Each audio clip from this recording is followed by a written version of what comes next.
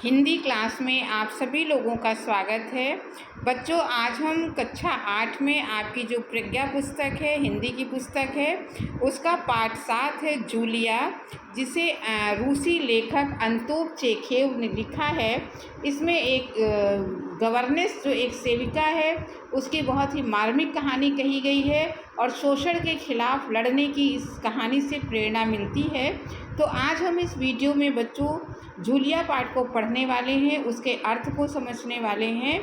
तो बच्चों, आप वीडियो को आखिरी तक ज़रूर देखिएगा ताकि आपको ये पाठ अच्छी तरीके से समझ में आ जाए। और अगर आप इस तरह के और भी नए नए वीडियो पाना चाहते हैं तो आप चैनल को सब्सक्राइब ज़रूर कीजिएगा। आपके लिए लगातार ऐसे वीडियो बनते रहेंगे और आप तक पहुंचते रहेंगे।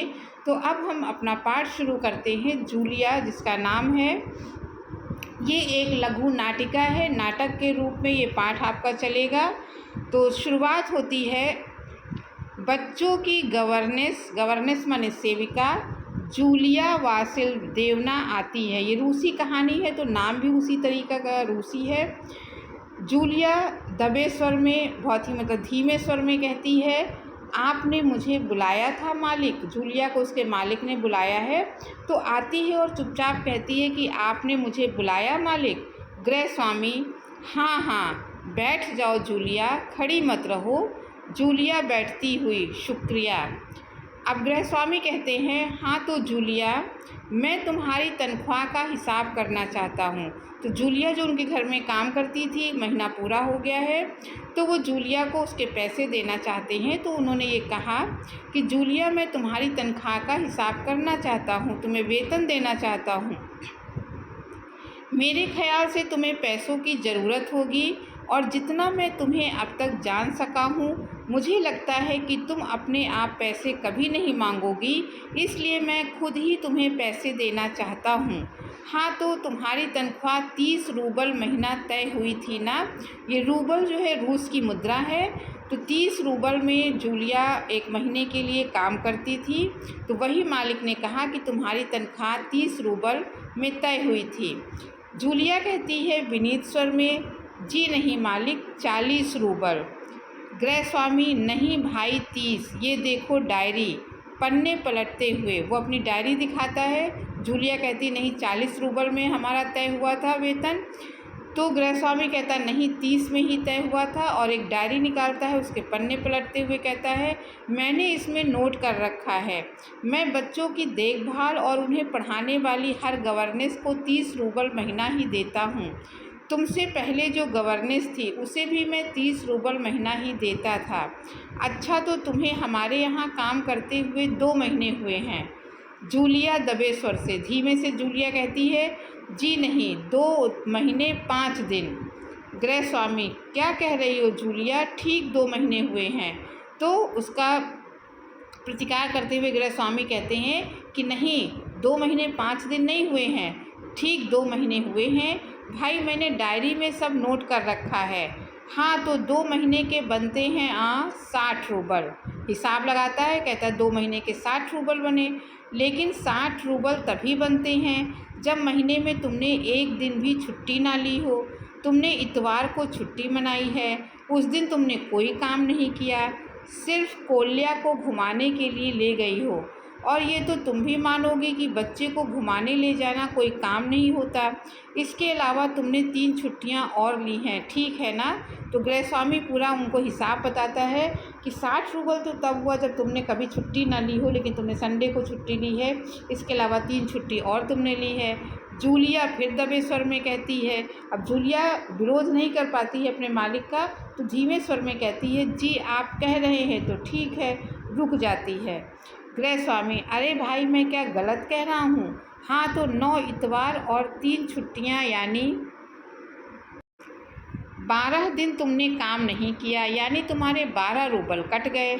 उधर कोल्या 4 दिन बीमार रहा और तुमने सिर्फ वान्या को ही पढ़ाया। पिछले हफ्ते शायद 3 दिन दांतों में दर्द रहा था और मेरी पत्नी ने तुम्हें दोपहर के बाद छुट्टी दे दी थी। तो 12 और 7 19 19 नागे।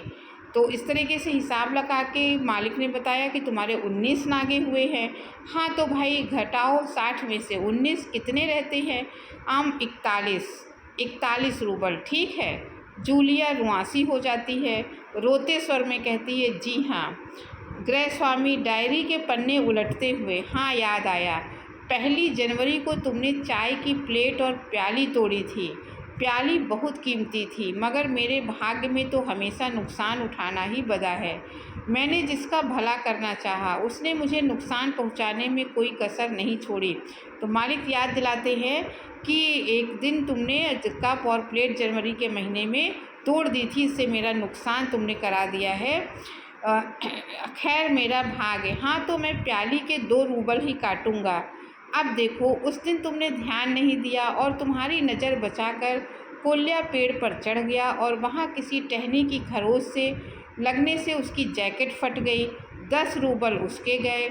इसी तरह तुम्हारी लापरवाही की वजह से घर की सफाई करने वाली नौकरानी मारिया ने वान्या के नए जूते चुरा लिए।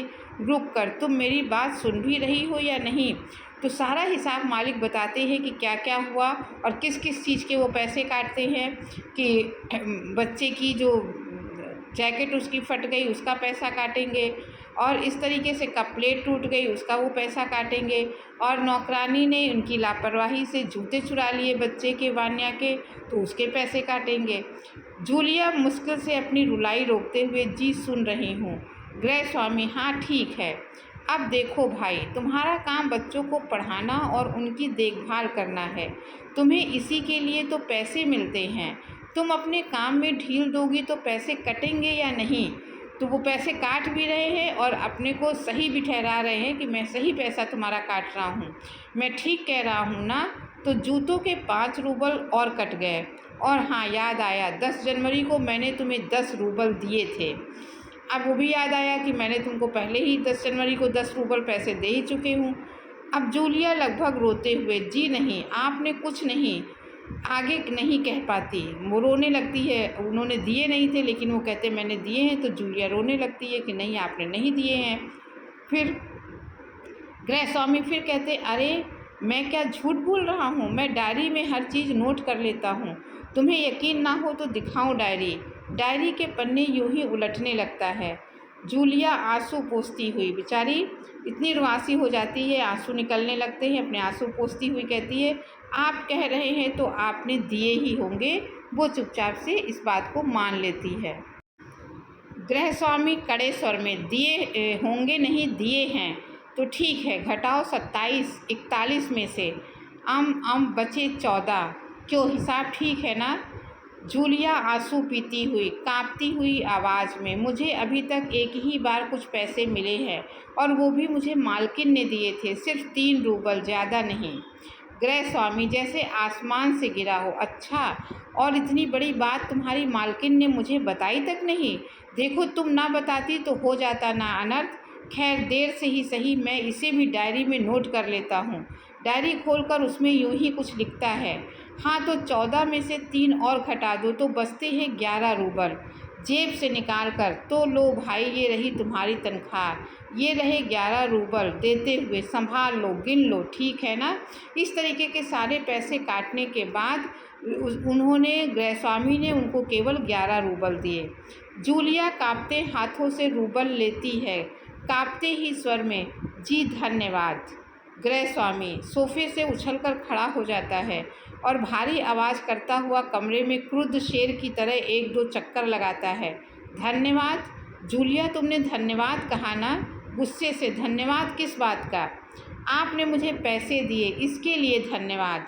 गृह स्वामी अपना गुस्सा नहीं संभाल पाता। अब गृह स्वामी गुस्से में आ जाता है कि जूलिया इतनी सीधी क्यों है, मेरी हर बात को क्यों मान रही है, मैं जो भी गलत सही कह रहा हूँ उसका वो प्रतिरोध क्यों नहीं करती है। इसलिए वो बहुत गुस्से में आ जाता है और ऊंचे स्वर में लगभग चिल्लाते हुए, तुम धन्यवाद दे रही हो जूलिया, जबकि तुम अच्छी तरह जानती हो कि मैंने तुम्हें ठग लिया है, तुम्हें धोखा दिया है, तुम्हारे पैसे हड़प लिए हैं, और तुम इसके लिए मुझे धन्यवाद दे रही हो। गुस्से से आवाज़ कांपने लगती है। जी हाँ मालिक। गृह स्वामी गुस्से से तुतलाने लगता है। जी हाँ मालिक, जी हाँ मालिक। क्यों जी हाँ मालिक। जूलिया डर जाती है भयभीत स्वर में, क्योंकि इससे पहले मैंने जहाँ जहाँ काम किया उन लोगों ने तो मुझे एक पैसा तक नहीं दिया। आप कुछ दे तो रहे हैं।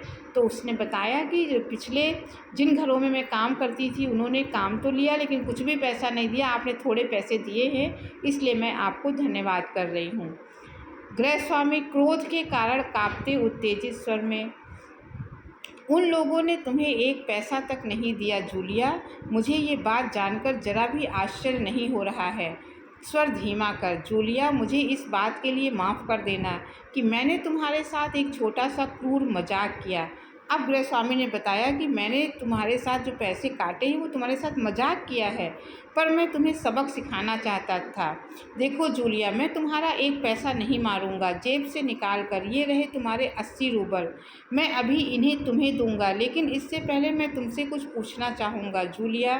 क्या ये ज़रूरी है कि इंसान भला कहलाने के लिए इतना दब्बू, भीरू और बोधा बन जाए कि उसके साथ जो अन्याय हो रहा है उसका विरोध तक ना करे, बस खामोश रहे और सारी जातियाँ सहता जाए? नहीं जूलिया, नहीं। इस तरह खामोश रहने से काम नहीं चलेगा। अपने को बचाए रखने के लिए तुम्हें इस कठोर, क्रूर, निर्मम और हृदयहीन संसार से लड़ना होगा। अपने दांतों और पंजों के साथ लड़ना होगा, पूरी शक्ति के साथ। मत भूलो जूलिया, इस संसार में दब्बू और रीढ़ रहित लोगों के लिए कोई स्थान नहीं है, कोई स्थान नहीं है। तो अंत में इस तरह का मजाक करके वो जूलिया को ये सबक सिखाना चाहते थे कि तुम्हें अन्याय का विरोध करना चाहिए, अन्याय को चुपचाप सहना नहीं चाहिए, नहीं तो ये संसार तुमको जीने नहीं देगा। ये तो बहुत ही अच्छी कहानी है जो शोषण के विरुद्ध लड़ने के बारे में बताती है। तो बच्चों, आपको ये पाठ अच्छे से समझ में आ गया होगा। अगर आपको ये वीडियो अच्छा लगा हो तो चैनल को सब्सक्राइब कीजिएगा, लाइक कीजिएगा, अधिक से अधिक शेयर कीजिएगा। अब अगले वीडियो में फिर किसी टॉपिक के साथ मिलेंगे, तब तक के लिए धन्यवाद।